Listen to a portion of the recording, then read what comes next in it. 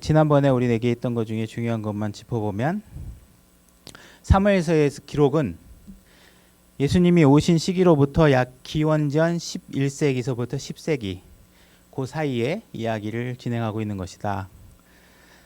그 다음에 어쨌든 사사시대를 배경으로 이야기가 시작되고 있고 왕정기가 시작되는 과도기상에서 이야기를 진행하고 있다. 그 다음에 예수님께서 왕으로 오셔야 되기 때문에 다윗 왕가를 세우는 작업이 진행되는 모습을 기록하고 있다. 그 다음에 사무엘은 다른 어떤 인물과는 다르게 굉장히 흠이 없는 모습으로 기록되고 있는 인물이다. 그다음에 우리가 이제 그 이야기 와중에 우리가 잠깐 12지파 이야기를 좀 했죠. 그래서 이거를 본문하고 직접 연관은 없지만 이야기의 좀 배경을 좀 이해하고 가면 우리가 성경 공부하는 데 도움이 되니까 이렇게 제가 진행을 하고 있습니다. 그래서 이게 야곱의 12아들의 이름이죠. 지난번에 얘기했다시피 루벤, 시므온, 레위, 유다, 이게 뭐야? 단, 납달리, 갓, 아셀, 이사갈, 스불론, 요셉, 베냐민 이렇게 해서 이 두 사람이 라헬이 낳은 사람이고 여기 네 사람이 레아가 낳은 사람이고 여기는 라헬의 종, 이건 레아의 종, 요거는 레아가 낳은 딸 자식들이죠. 이렇게 돼 있는데 루벤이 장자의 그 아버지의 첩을 범하는 것 때문에 장자의 권위를 뺏기게 됐고 요셉이 장자의 권위를 받는데 2배의 분량을 받죠. 그래서 요셉의 아들 므낫셋과 에브라임이 있는데 요 므낫셋, 에브라임 두 사람 아들을 통해서 2개의 분깃의 분량을 상속받게 되죠.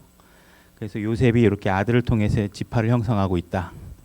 그다음에 이제 우리가 한번 그 이스라엘 지도를 한번 그려보고 지리적 위치를 좀 배워보면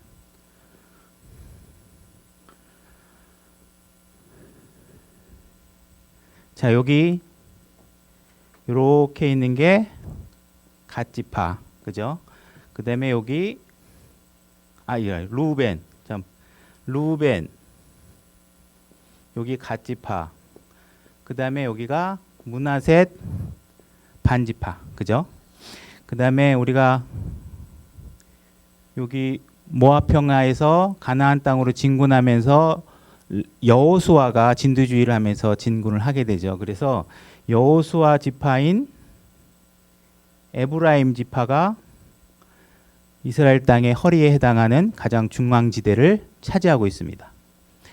그 다음에 므낫셋 지파가 그 밑에 그 위에 여기 므낫셋 나머지 반지파, 그러니까 므낫셋 지파가 요 2개가 합쳐서 한 분깃으로 받은 거예요. 그래서 가나안 땅 요르단강 건너기 전에 이미 지파가 이렇게 자리 잡고 있었고 들어와서 에브라임 지파, 므낫셋 지파 여기 이렇게 길게 아셀이라는 지파가 있고 납작하게 납달리가 있고 그 다음에 스불론, 이사갈 이렇게 지리적 위치를 차지하고 있다 그랬죠. 그 다음에 여기가 단 지파가 있고 여기가 베냐민 지파가 있고 나머지 땅에 유다 지파가 있는데 유다 지파 땅 안에 시므온이 땅을 차지하고 있는 형태를 취하고 있어요. 그래서 여기 에브라임 지파가 요셉의 아들 중에 얘가 둘째인데 야곱이 축복 기도를 하면서 손을 엇갈려서 요 에브라임에게 더 많은 축복을 주죠. 장자권 형식으로 얘에게 더 물려주죠. 그래서 실질적으로 여호수아라든지 이제 그러니까 이스라엘 지파가 남북으로 갈릴 때 주요 역할을 했던 여로보암 같은 사람이 에브라임 지파 사람으로 인해서 북이스라엘을 대표하는 그 지파가 됩니다. 그래서 우리가 이제 남북으로 나눠질 때 북이스라엘, 남유다 이렇게 얘기합니다. 참 여기서 보면 자 레위 지파는 땅을 받은 게 없잖아요. 그죠? 땅을 받은 게 없고 원래 12지파에서 레위 지파가 빠지니까 11지파인데 한 지파 요셉이 아들하고 같이 2지파를 물려받아서 12지파가 12개의 지역으로 땅을 상속받고 레위는 땅이 없이 각각의 지파 안에 들어가서 같이 공존하면서 사는 상황이 되는 거예요. 그래서 이제 땅으로 분배를 나눌 때는 레위 지파가 땅이 없다. 레위 지파가 빠진 자리가 요셉이 한 분깃을 더 받아서 12지파 형태의 땅을 이루고 있다. 이렇게 아시고,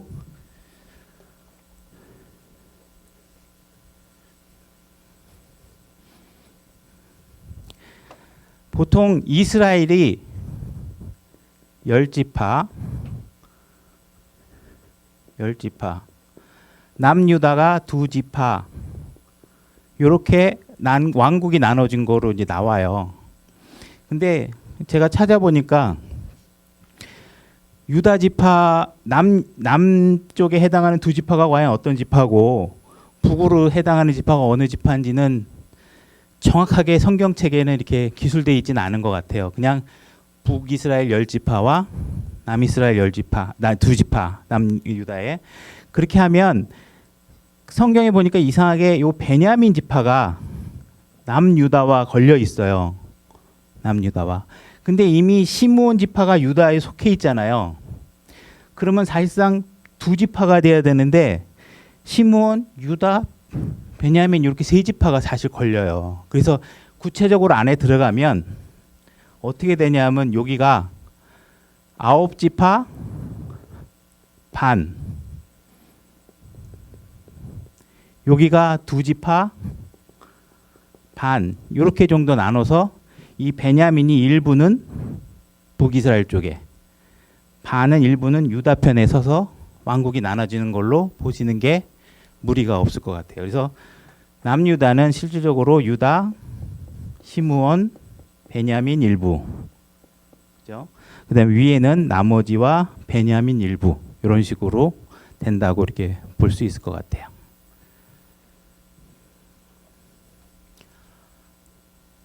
요거는 자꾸 반복하시면서 시간 나실 때 한 번씩 그려보면 좋으실 것 같아요. 자, 이렇게 하고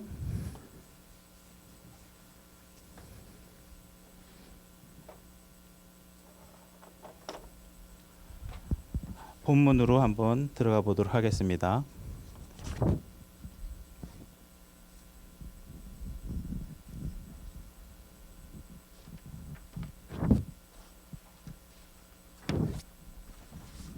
(1절) 사무엘상 1절. 다 같이 소리내서 1절만 같이 읽겠습니다. 자, 준비 됐나요? 준비 시작. 이제 에브라임 산에 라마다임 소빔 출신의 어떤 사람이 있었는데 그의 이름은 엘가나더라. 그는 에브라 사람으로 여로함의 아들이요 엘리후의 손자요 도후의 증손이요 숲의 다대 손이더라. 자, 이렇게 돼 있죠. 지금 사무엘상 1장 1절은 한 사람의 가문을 배경으로 해서 시작하고 있다는 것입니다. 그래서 이 엘가나라는 사람의 가문을 지금 기술하고 있는데, 이 엘가나라는 사람이 어떤 사람인지를 알기 위해서 역대하 6장 1절로 가보겠습니다.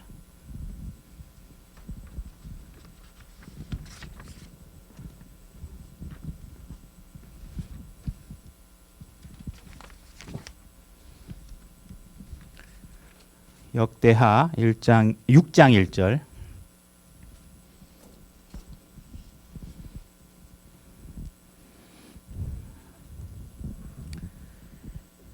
역대하 6장 1절. 여기 보면 레위의 아들들은 게르손과 고핫과 무라리오 하면서 레위 지파의 족보가 시작이 돼요. 그러니까 지금부터 서술되는 내용은 레위 지파의 족보다 이렇게 아시고, 자 6장 26절로 가보겠습니다.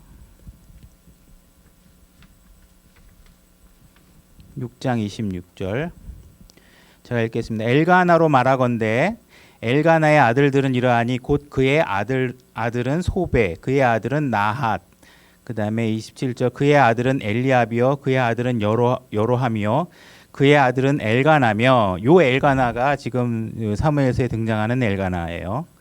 28절 사무엘의 아들들은 맏아들 바스니와 아비야며 이렇게 되어 있습니다. 근데 여기 바스니라고 사무엘 아들을 바스니라고 되어 있는데 사무엘서에 보게 되면 사실 아들의 이름이 요엘로 나와요. 그래서 이 역대상에 여기 킹제임스 성경만 이름을 비슨이라고 되어 있고 다른 NIV라든지 다른 역본들은 그냥 요율로 튜닝이 돼서 적혀 있는데 사실 왜 이름이 틀린지는 정확하게는 모르겠어요. 단지 이제 우리가 지명들도 보면 같은 지명인데 다르게 발음하기도 하는 것들에 의해서 그렇게 된 게 아닌가 뭐 이 정도로 볼 수밖에 없을 것 같습니다.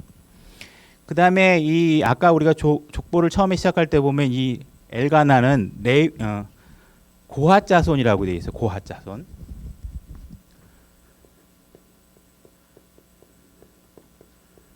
엘가나라는 한 사람의 가문이 나와 있는데 이 사람이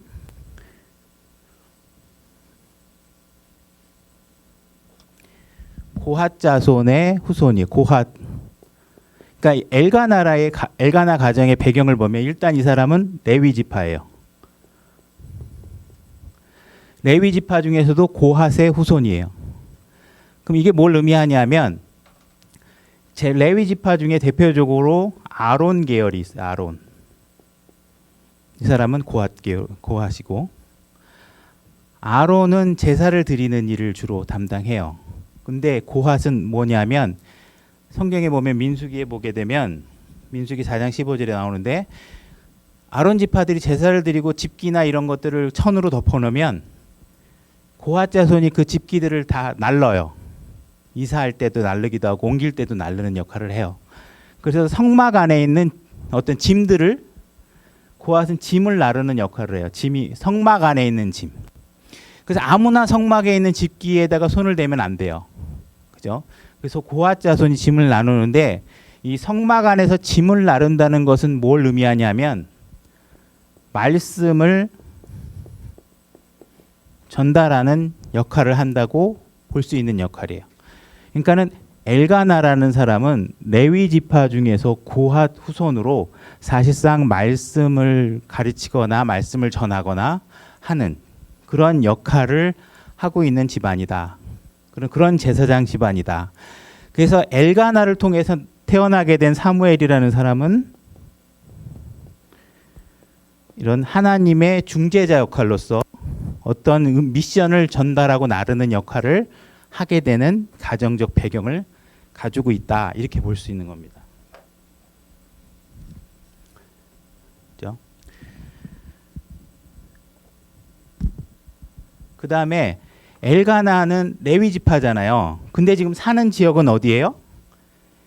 요 에브라임 지역 안에 있는 라마다임 소빔. 요 지명은 사실상 사무엘서밖에 이 지명이 등장하지 않는데 요 라마라는 지역 어디에 살고 있는 것이다. 이렇게 보면 됩니다. 그러니까 엘가나는 사는 지역은 에브라임 지파 내에 땅에 살고 있지만 실질적으로 소속된 지파는 레위 지파 사람이고 고핫 갸손의 계열에 속하는 사람이다. 그러니까 사실 어떻게 보면 그냥 여기서 얘기하고 있는 거는 명문가 집안이다. 이 얘기를 하고 있는 거로 보시면 됩니다. 저기 사무엘상 1장 2절을 제가 본문이 여기 기록 안 돼 있는데 여러분들이 한번 소리내서 2절을 한번 읽어보시기 바랍니다. 준비 시작.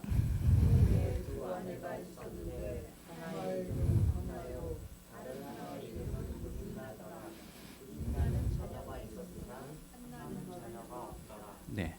자, 엘가나에게 지금 엘가나를 설명하고 있죠. 이 사람에게 지금 어떻게 상태냐면 아내가 둘이 있었다는 거예요. 원래 아내는 둘이 있는 게 성경적 원칙에 맞는 게 아니죠. 그죠? 원래는 하나만 있어야 돼요. 한 남자와 한 여자가 가정을 이루는 게 성경적 원칙이에요. 근데 지금 두 아내가 있었다는 이야기는 이분의 배경이 제사장 집안이고 명문가의 집안임에도 불구하고 뭐에 벗어나 있다는 거예요? 하나님의 질서에 어긋나 있다라는 것을 얘기하고 있는 거예요. 질서. 하나님의 창조 질서에 어긋나 있는 것이죠. 하나님이 처음에 인간을 창조하셔서 한 남자와 한 여자가 부부가 되도록 하나님께서 질서를 만들어 놨는데 이 질서가 벗어나 있다라는 것을 지금 문장 중에 내포하고 있는 것이죠. 그러니까 지금 굉장히 원칙에서 어긋나 있다는 걸 말함으로 인해서 굉장히 잠재적인 문제가 앞으로 폭발하면서 일어날 것이다라는 것을 문장에서 보여주고 있는 것입니다. 그 다음에 하나의 이름은 한나요. 다른 하나의 이름은 분인나더라 이렇게 되어 있습니다. 한나, 그 다음에 분인나. 자, 한 아내는 한나고 한 아내는 분인나입니다. 그래서 엘가나의 첫 번째 부인은 한나고 두 번째 부인이 분인나죠. 그죠? 분인나인데 분인나는 자녀가 있고 한나는 자녀가 없더라 이렇게 돼 있어요. 처음에 성경이 서술하고 있는 건 엘가나의 아내는 한나와 분인나가 있더라. 그런데 갑자기 서술 순서를 바꿔서 분인나는 아기가 있고 한나는 아이가 없더라 하는 상황으로 질서가 뒤집어진 상태로 서술하고 있는 것이죠. 그죠? 그러니까는 계속 이 2절에서는 가정의 질서가 굉장히 파괴됨으로 인해서 문제가 도출될 상황을 지금 만들어 놓고 있는 겁니다. 우리가 고린도전서 14장 40절로 가서 한번 보겠습니다. 고린도전서 14장 40절 다 같이 읽겠습니다. 준비 시작. 모든 것을 품위 있고 질서 있게 할지니라. 자, 모든 것을 품위 있고 질서 있게 하라. 모든 말씀이 하나님에게 가장 중요한데 우리가 가장 근본적으로 우리가 우리의 문제를 짚어볼 때는 질서의 문제를 항상 여러분들이 생각하셔야 돼요.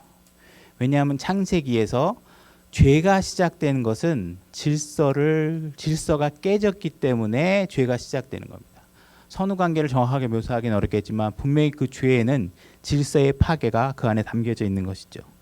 창세기 3장에서 하나님께서 분명히 여자에게 남편 아담을 돕는 배필로 주었고 하나님께서는 한 남자와 한 여자 그 다음에 그 남자를 머리로 두고 살게 했는데 이 여자가 권위를 하나님이 자기 남편에게 주고 남편의 말이 자기에게 권위가 되는 순서의 질서를 어긋나게 하고 다른 남자 뱀이라고 돼 있고 그를 대명사로 성경에서 희라고 받고 있는데 그 다른 남자의 권위에 순종함으로 인해서 질서가 깨지면서 죄가 시작되는 것을 얘기하고 있죠. 그래서 우리가 질서를 지킨다는 것, 교회 안에서도 질서를 지킨다는 것이 굉장히 중요한 것이다 하는 것을 우리가 간과해서는 안 됩니다. 3절 보겠습니다. 자, 3절 한번 소리내서 읽겠습니다. 여러분들이 한번 읽어보세요. 준비 시작.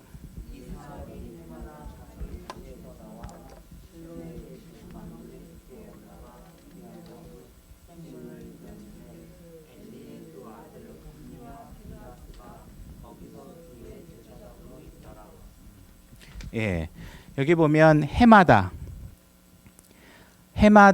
엘가나의 집안은 실로로 가게 되죠. 그죠?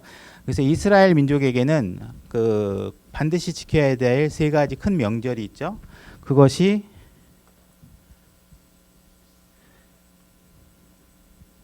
무교절, 77절, 그 다음에 초막절. 77절은 오순절이라고도 하죠. 무교절은 요 앞에 6월절이 바로 시작되면서 연결되는 절기입니다. 자, 우리 출애굽기 23장 14절로 가보겠습니다.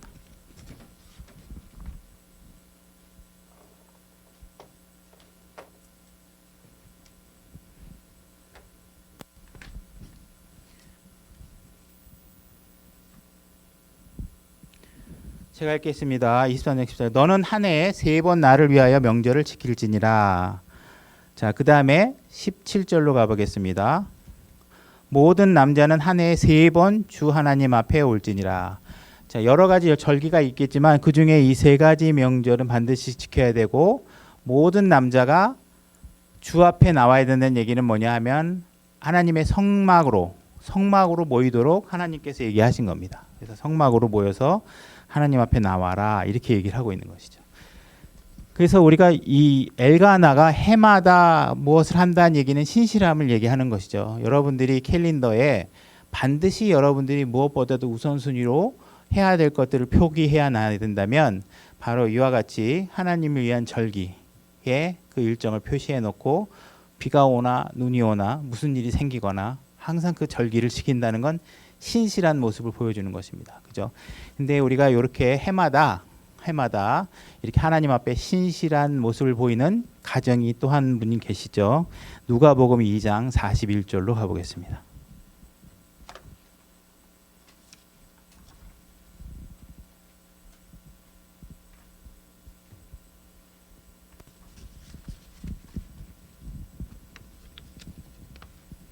누가복음 2장 41절.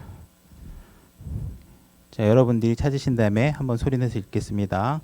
누가복음 2장 41절. 준비 시작.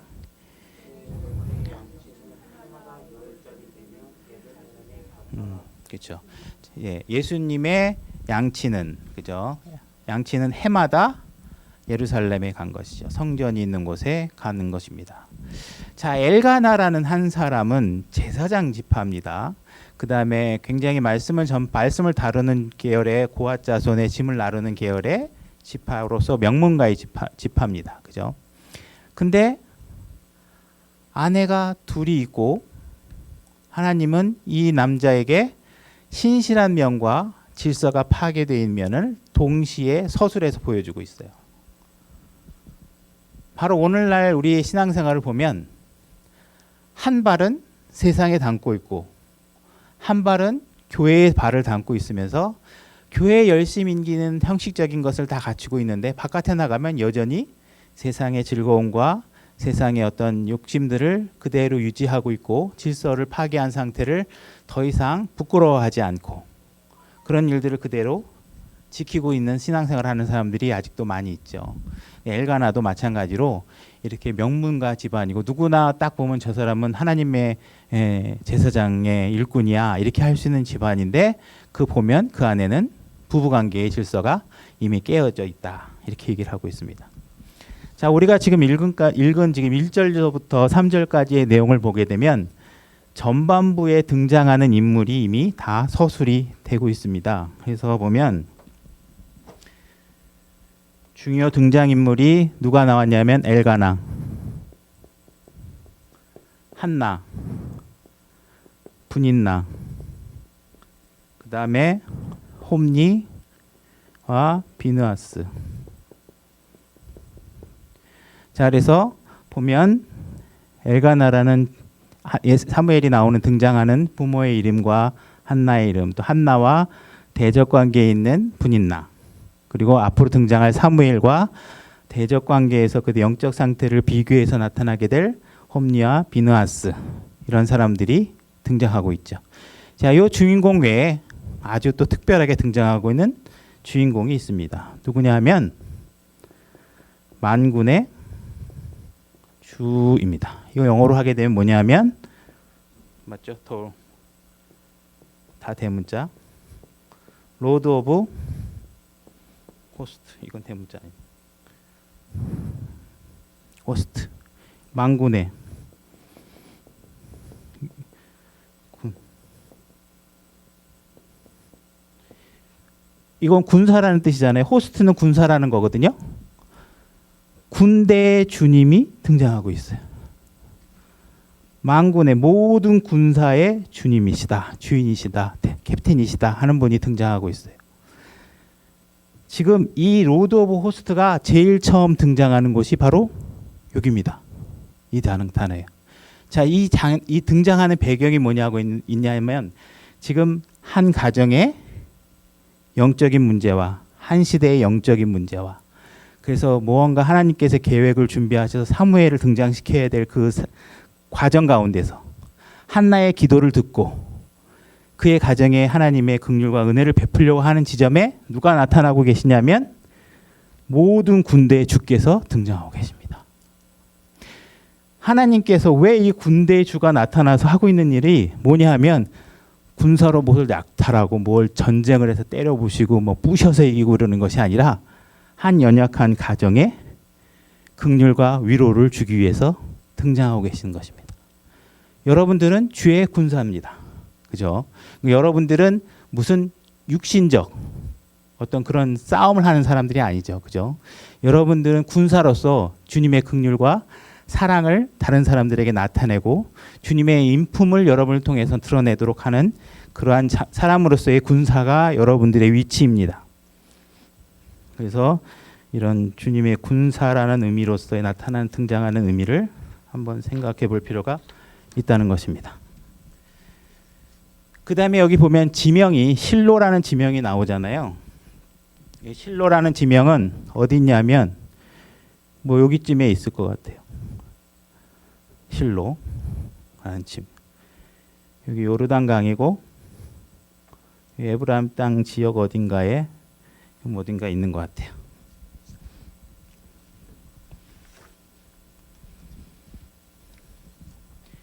이 실로라는 땅은 이스라엘 민족에게 굉장히 종교적 중심지로서 굉장히 중요한 도시입니다. 여호수아서 18장 1절로 가보겠습니다. 여호수아서 18장 1절 같이 한번 읽겠습니다. 시작. 이스라엘 자손의 온 회중이 실로에 함께 모여 거기에 회중의 성막을 세웠더라. 여기까지 읽겠습니다. 자, 지금 이스라엘 출애굽한 이후에 이스라엘 민족이 하나님의 성막을 세워서 그곳에 회중들이 모여서 하나님과 만나고 하나님을 찾으러 가고 또 하나님께서 이스라엘 민족을 성막을 통해서 통제하시고 관리하시고 신권 통치를 하시는 장소죠. 그래서 이 실로라는 지역은 이스라엘 민족에게 함께 모여서 희생물을 드리고 경배와 찬양을 드리는 그런 장소입니다. 그죠? 근데 이러한 장소에 대해서 예레미야가 예언한 곳이 있는데 예레미야 7장 11절로 가보겠습니다.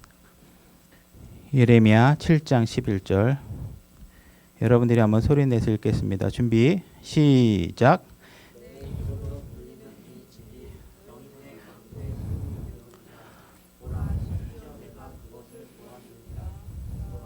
네. 자, 실로라는 곳에 여호와 주님의 이름이 걸려 있었고 그곳이 지금 강도의 소굴이 되었다고 얘기하고 있죠.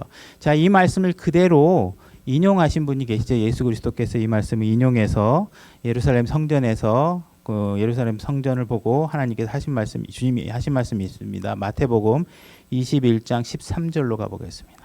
자, 찾으셨죠? 다 같이 읽겠습니다. 준비 시작.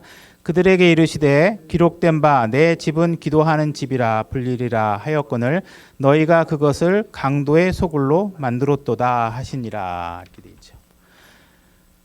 이들이 처음에는 실로에 모여서 하나님께 경배하고 찬양하고 굉장히 선한 마음으로 하나님을 만나는 것을 기뻐하고 그래서 그들이 아주 거룩하게 세상과 구별되고 하나님 앞에 온전하게 예배를 드리고 찬양을 드렸는데 이 사람들이 점점 시간이 지나면서 재물을 탐하고 돈을 탐하고 우상을 섬기는 죄를 짓게 된 것입니다.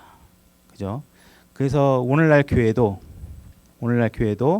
우리 킹제임스 진영을 통해서 뭔가 하나님 말씀대로 잘 해보고자 뜻을 가지고 제도권 교회에서 분리해서 뭔가 하나님 앞에 모였는데 어느 순간 하나님을 경배하기보다 사람을 높이기 시작하고 그죠? 성도들은 그 안에서 재력과 자기 능력과 자기의 시간으로 정치를 하고 그다음에 뭔가 목사들에게 접대를 하고 돈을 주고 하면서 이제 이들이 더 이상 하나님을 섬기는 것이 아니라 뭔가 교회 안에서 자기 정치적 활동을 통해서 자기 입지를 확보히 하고 목사에게 뇌물을 주고 목사는 뇌물을 받아서 구분 판결을 하고 올바른 하나님 말씀 입장에서 판단하지 않고 하는 것을 계속 죄를 범하게 되는 것이죠. 그러면 예레미야가 지금 경고를 하고 있는데 자, 예레미야는 북이스라엘이 722년 BC 722년에 망하고 남유다에서는 요시야 왕 때 예레미야가 활동을 하기 시작합니다. 그래서 시드기야까지 약 한 40년 정도 예레미야가 예언 활동을 하던 시기인데 이 당시에 계속 이스라엘 민족에게 얘기를 하고 있는 거죠. 경고하고 경고하고. 오늘날 제도권 교회든 아니면 킹제임스 성경을 따라서 모이는 교회든 우리가 하나님 앞에 뭔가 잘하자고 모였는데 자꾸 무언가가 잘못된 방향으로 가고 있는 것이죠. 그래서 하나님께서 경고하고 경고합니다. 한 번 경고하고 두 번 경고하고 세 번 경고해서도 안 되면 어떻게 하시나요? 구약 시대에는 예레미야를 통해서 경고하고 그들이 바로 쓰지 못하자 어떻게 했어요? 이스라엘 민족을 완전히 패망시키고 포로로 끌려가게 만듭니다. 오늘날에는 뭐 이런 식으로 징계하진 않겠지만 우리들의 영적인 눈을 소경으로 만들어서 더 이상 진리를 바라보지 못하게 만드시게 될 겁니다. 그죠? 예레미야 7장 12절.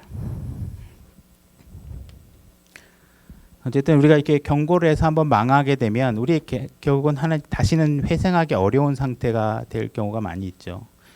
예레미야 7장 12절.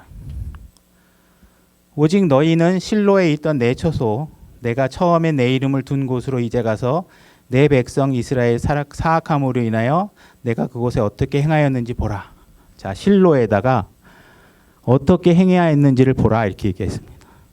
그래서 출애굽한 이후에 실로라는 지역에다가 하나님께서 종교적인 성지를 만들어 놓고 이스라엘 백성이 함께 모이도록 했는데 지금 400년이 지난 요시야 시대에 와가지고 예레미야를 통해서 뭐라고 얘기하냐면 실로를 봐라. 내가 어떻게 행했는지. 하나님께서 어떻게 행했을까요? 그것을 완전히 쓸어버리십니다. 13절.